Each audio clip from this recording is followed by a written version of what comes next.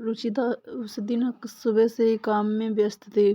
घर की सारी जिम्मेदारी संभालते संभालते वह जैसे ही बूढ़ी हो गई थी। काम निपटाकर वह मशीन पर बैठी थी कि तभी फोन की घंटी बजी। स्क्रीन पर देखा तो नंबर अनजान था। उसने फोन उठाया तो दूसरी ओर सुरीली आवाज सुनाई दी। हेलो रुचिता।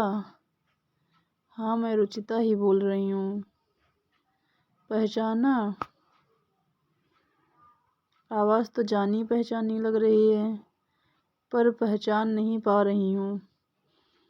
अरे, मैं अनीता बोल रही हूँ, तुम्हारी खास फ्रेंड। अब पहचाना? अनु, तुम इतने सालों बाद।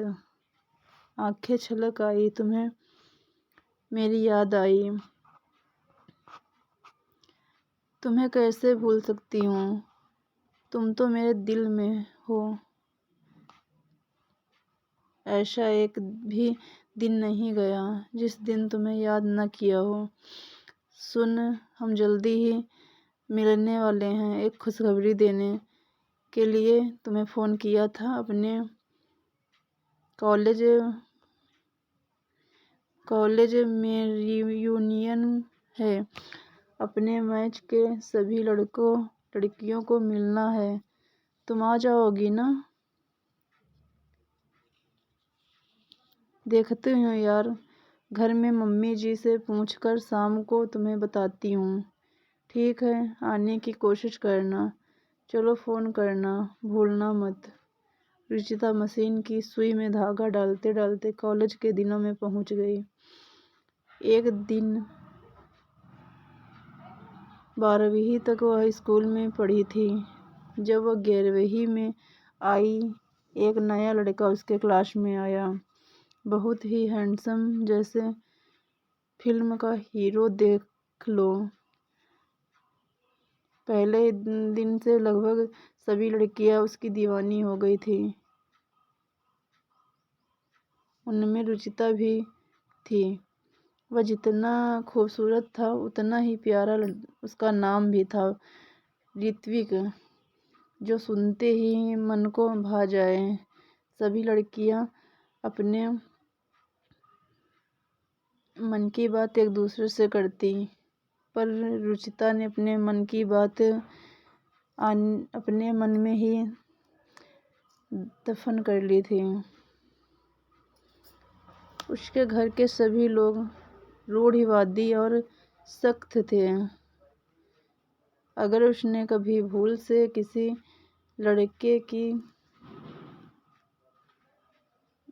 नोटबुक ली हो या किसी लड़के को अपनी नोटबुक दी हो और घर वालों को इसका पता चल जाए,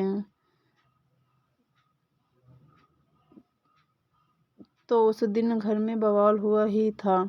इसलिए रुचिता लड़कों से बातचीत की कौन कहे,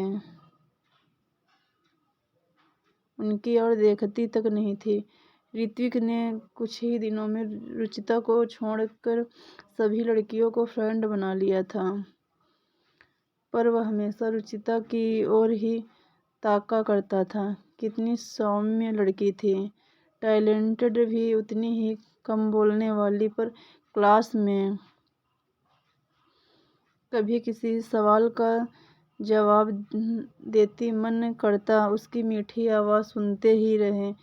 ऋत्विक सोचता कि काश एक बार वह उससे बात करे तो वह उसकी ओर दोस्ती का हाथ बढ़ाए, पर रुचिता ने कभी भी उससे बात नहीं की।